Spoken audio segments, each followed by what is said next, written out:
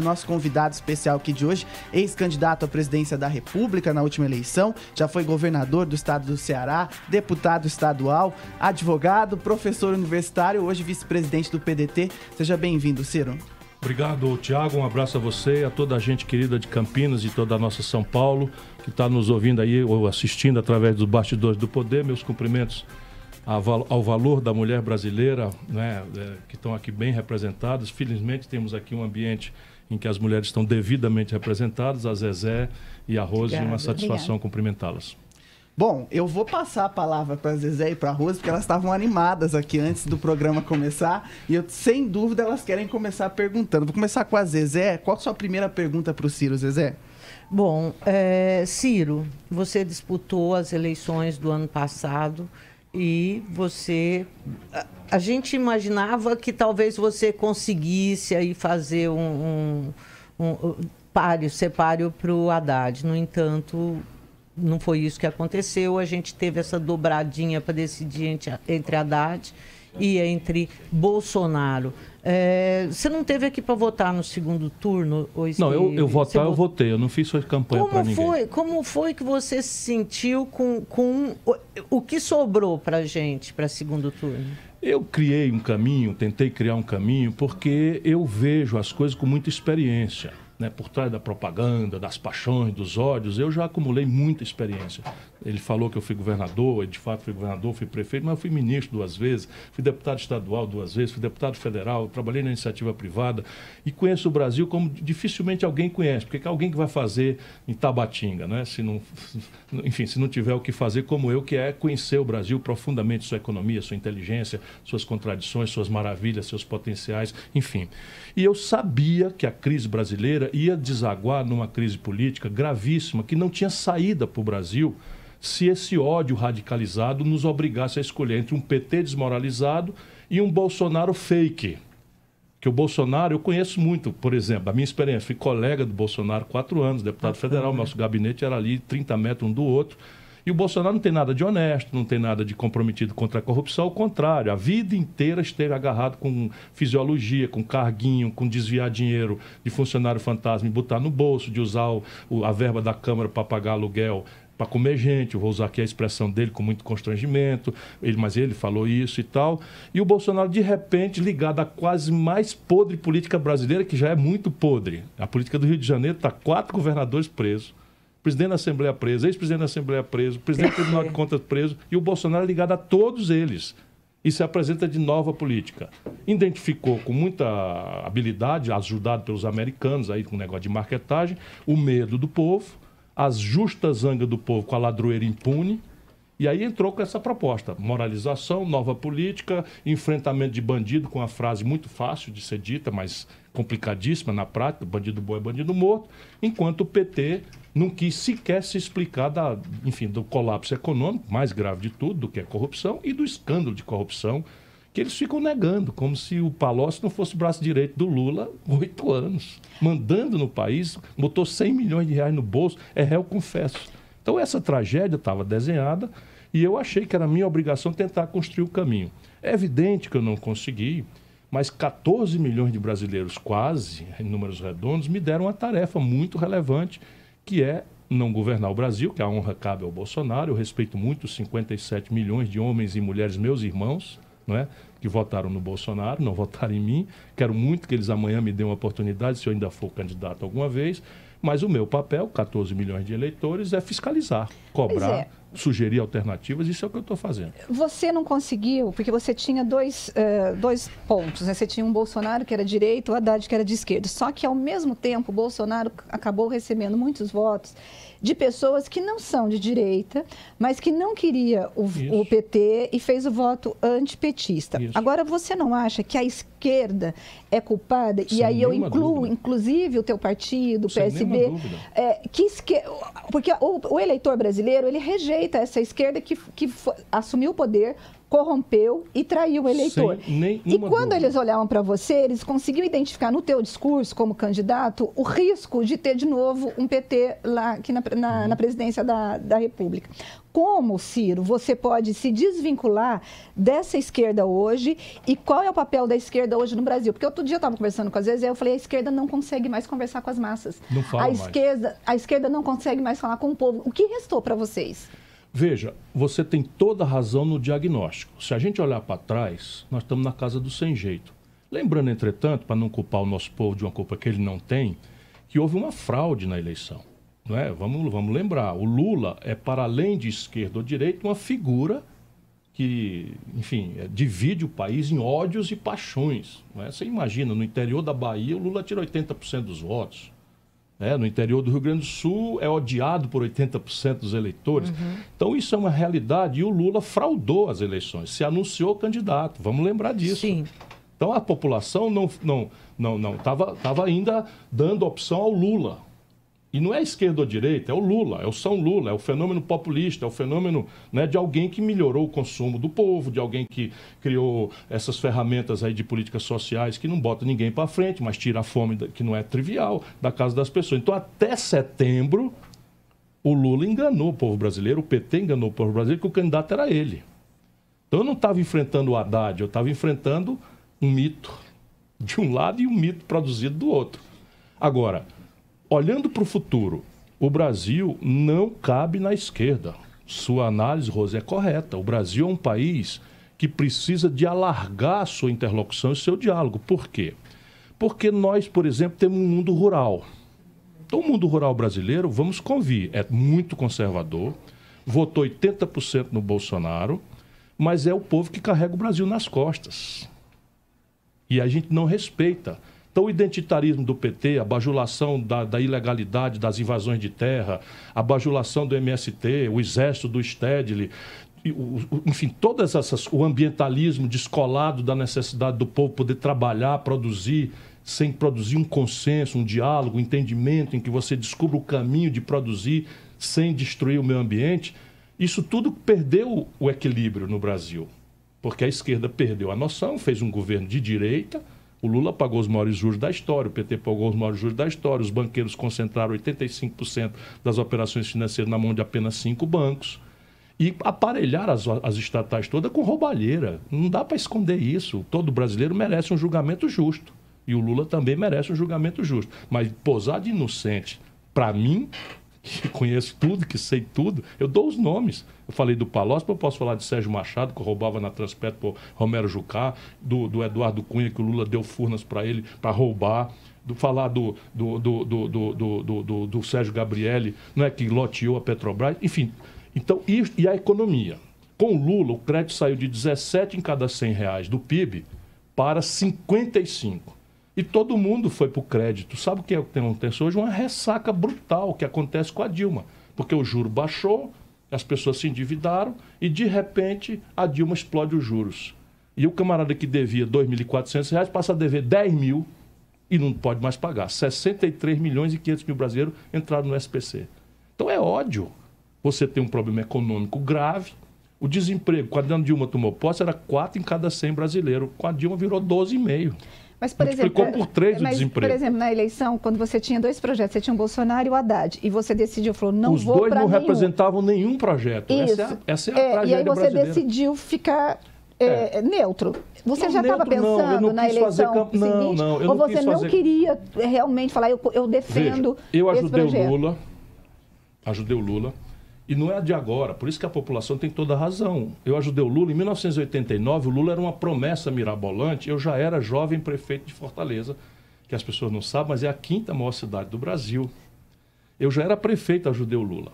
Em 94, o Lula saiu contra o Plano Real, e eu ajudei o Fernando Henrique, porque o Plano Real eu ajudei a fazer, eu fui ministro da Fazenda do Itamar Franco, até a minha assinatura no Real, e o PT ficou contra o Plano Real. E eu não podia ficar contra uma loucura dessa que eu ajudei a fazer. Então foi a única eleição. Em 98 eu fui candidato a presidente contra o Lula, porque a minha percepção era o Lula só sabe falar mal das coisas e não apresenta uma ideia, só vive denunciando a imoralidade dos outros e acha que isso é o que vai resolver o problema. Chega em 2002, eu fui candidato de novo, Por favor, é a minha história. Eu fui candidato de novo. Por quê? Porque eu não sou lulista, eu não sou do PT. Mas chega o segundo turno, obriga a gente a escolher, né, entre os que sobraram. E eu achei que era minha obrigação dar uma oportunidade a um operário, enfim, que tinha um discurso comprometido com os pobres, que é o que me move na vida pública. Votei no Lula, aceitei ser ministro dele. Quando eu vi a merda acontecer, desculpa a expressão, eu me afastei. Mas aí ficou estigmatizado, né, como uma pessoa que ajudou. E ajudei mesmo. Então, nós tivemos, em 2014, né, que começou a Operação Lava Jato, foram as eleições, Dilma reeleita com um discurso completamente diferente daquele eleitoral que ela chegou. E, assim, eu não me lembro de ter te visto apoiando a Lava Jato e de ter apontado o governo como um governo que tinha dado um passa-moleque no povo que elegeu. Por quê? Quando a gente não vê as coisas, tem duas opções. Um é porque a coisa não aconteceu, que eu acho que está na base da sua pergunta. Outra é porque você, de alguma forma, do ponto de vista onde estava, não pôde ver. Eu fui processado pelo Eduardo Cunha porque chamei de ladrão. Sim. Eu fui processado pelo Michel Temer porque chamei de ladrão. Não depois que todo mundo viu, eu chamei antes. Né? Você tem 60 processos, é isso? Eu tenho 77 processos, nenhum por corrupção. Só dano moral de corruptos que eu denunciei lá atrás.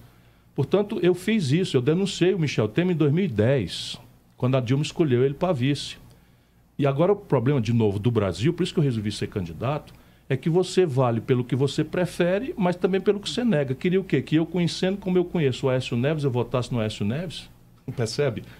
As pessoas esquecem, passam muito ligeiro e tal. Eu engoli, botei o dedo no nariz e engoli. Mas falei com muita clareza as minhas restrições, não aceitei mais ser ministro. Deixa eu lembrar aqui um episódio que os brasileiros assistiram. Como eu não aceitei mais ser ministro, a Dilma chamou um irmão meu, que hoje é senador, para ser ministro da Educação, porque o Ceará tem a melhor educação pública do Brasil, liderado por ele, o Cid Gomes. O Cid foi defender a Dilma num debate na universidade e atacou os fisiológicos e corruptos do Congresso Nacional. Sim.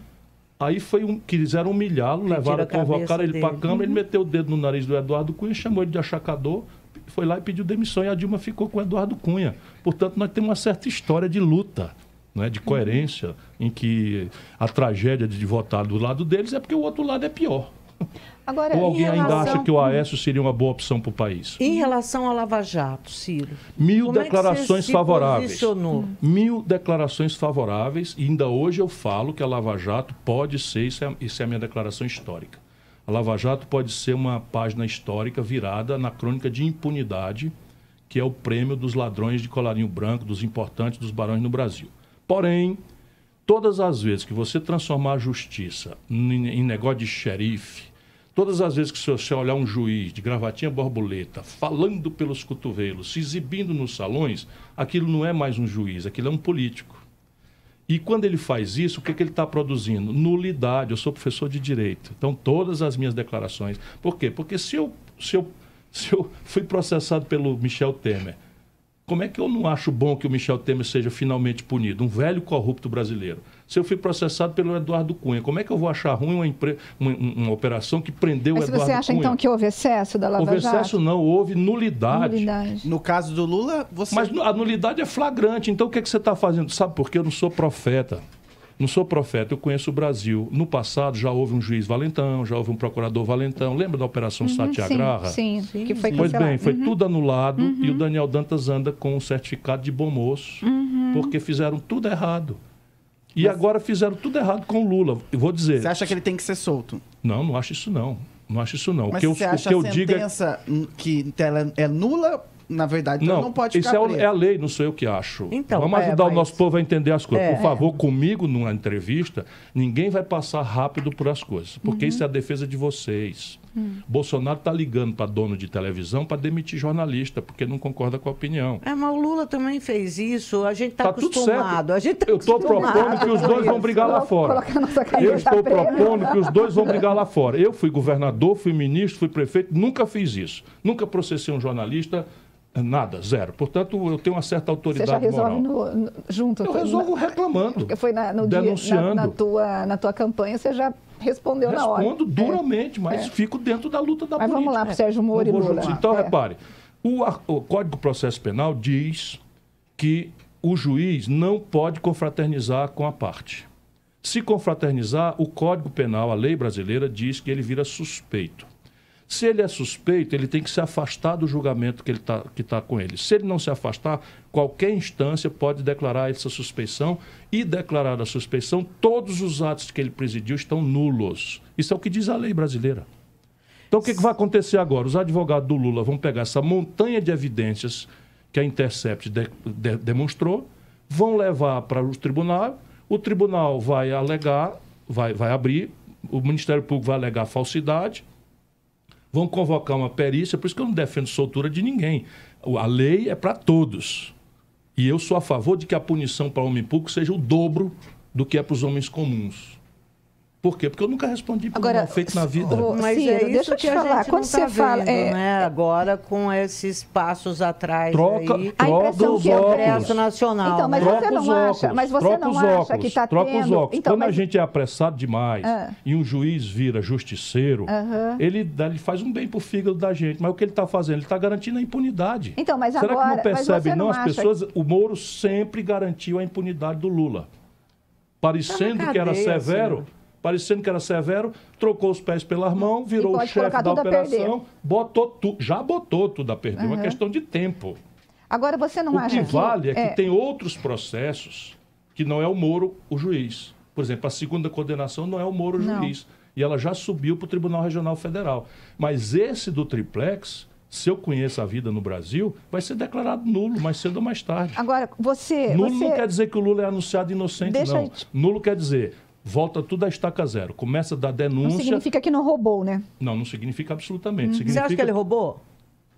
Rapaz, um presidente da República do Brasil que tem informação privilegiada, o sintoma de ser ladrão não é um triplex fuleiragem numa praia cafona de Guarujá. O que eu acho que ele fez foi facilitar. Ele é responsável pela corrupção geral do seu governo. Só para você, o senhor mesmo colocou... não, mas mais que isso, Zezé. Não, eu estou só dizendo que ele é responsável... pela corrupção que se generalizou no governo dele. Porque o senhor mesmo, na tua fala anterior, disse que ele indicou alguns ministros sabendo que iria roubar. Então, ele entretanto, o processo que foi feito com ele é que ele levou uma vantagem indevida em troca dessa corrupção. Só quem não conhece o Brasil acha que um triplex fuleiragem numa praia cafona da bela Guarujá é o sintoma de um presidente corrupto do Brasil. Deixa eu te perguntar uma coisa. Se o camarada der um telefonema que alguém já deu nesses últimos 10 dias, dizendo que o Banco Central vai entrar no mercado de câmbio, torrando reserva cambial, para entregar ao mercado dólar barato, na hora que o dólar está subindo, essa informação vale 100 milhões de dólares. Então, e por que ele deixaria essas pessoas Porque roubarem? O poder subiu a cabeça. Ele se considerou não mais... Ele disse agora, eu sou o Pelé. Ele não tem humildade de nada, subiu a cabeça, 80% de popularidade e começou a fazer bobagem, por cima de bobagem. Eu me afastei, foi por isso. BNDES. Por exemplo. Só vou interromper. Olha, não escapou uma estatal, Zezé. Aí fica reclamando da privatização. Quem predispôs a sociedade brasileira a não reagir às loucuras foi a corrupção no Correio, corrupção na Caixa Econômica. Sabe quem foi diretor da Caixa Econômica? O Gedel Vieira Lima. Pois é.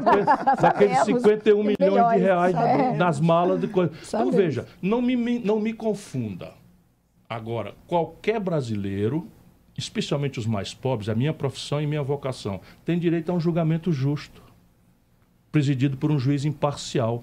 E o Lula vai começar a ganhar razão porque o julgamento dele foi, como está tudo evidenciado, presidido por um ambicioso. Em nenhum país do mundo sério, eu sei que o Moro ainda é muito herói para muita gente, que o nosso povo está cansado da impunidade, mas o papel de um homem público sério não é bajular a audiência que está me ouvindo, é ajudar o povo a entender as coisas.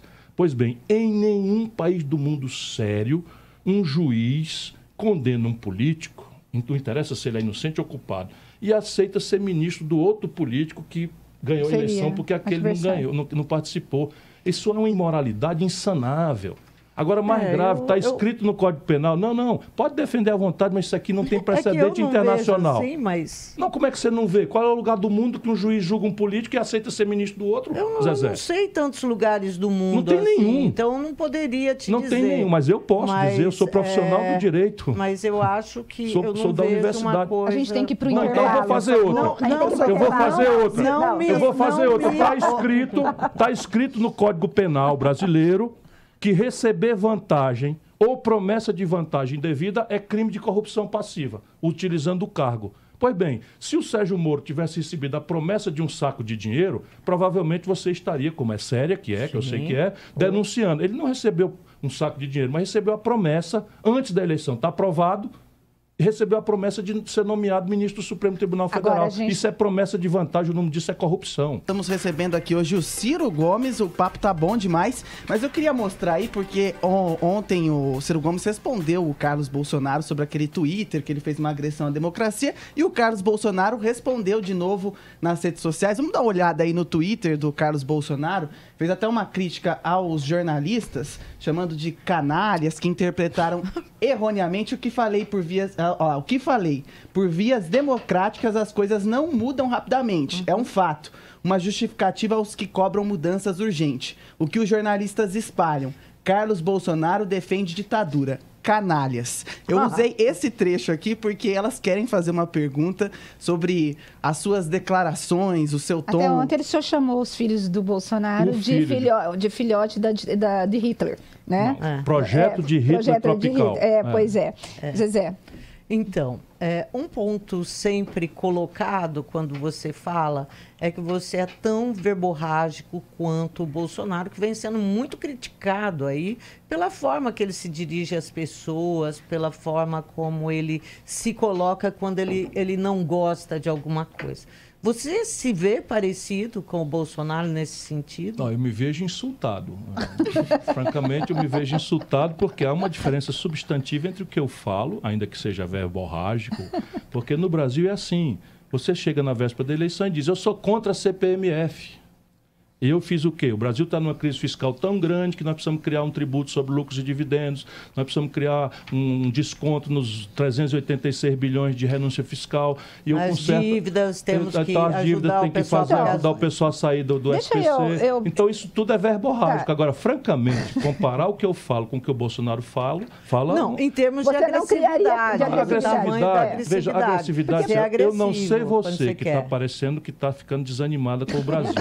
Mas eu sou indignado. Eu sou indignada também. Eu não vou desanimar, eu vou escalar para cima deles com toda a dureza que eu puder. E a consequência eleitoral disso, o acaso vai me proteger enquanto eu andar distraído. Até poesia eu faço, citando naturalmente os poetas que são os autores. Deixa eu te falar, você já foi ministro... Os caras estão assaltando o Brasil, como é que a gente chama essa gente? Pois é. Chama de cavalheiros? Então, Michel, temos um bandido que rouba o país há 40 anos, aqui no Porto de Santos. Aí eu vou chamar de cavalheiro, sua excelência, porque a gente não pode... E isso vive a elite brasileira. Eu não falo do teu rabo preso, tu não fala do meu, só que eu não sou da máfia. Pois mas falando da elite brasileira, eu tenho a impressão que no Brasil está tendo uma negociação, ou pelo menos um combinado aí, unindo o presidente da Câmara, presidente do país, o presidente do Senado, para que tudo que seja Dias Toffoli, Supremo, de combate à corrupção... isso volte a estaca zero. O senhor está tendo essa impressão? Sem nenhuma dúvida, é aquilo que eu falei. Entre os mafiosos da Itália, existe uma lei do silêncio. A lei do silêncio é baseada em terror e comprometimento entre eles. Então, eles chamam essa lei de omertà. E no Brasil, a elite política especialmente, tem um omertà. Eu não falo do teu rabo preso, tu não fala do meu, a gente briga em outras coisas. Eu não participo disso. Por isso que eu sou totalmente negado, e o bicho é estourado, é temperamental. Eles querem bater no carteiro para as pessoas não lerem a carta. Então tá bom, eu sou temperamental, mas escute o que eu estou dizendo.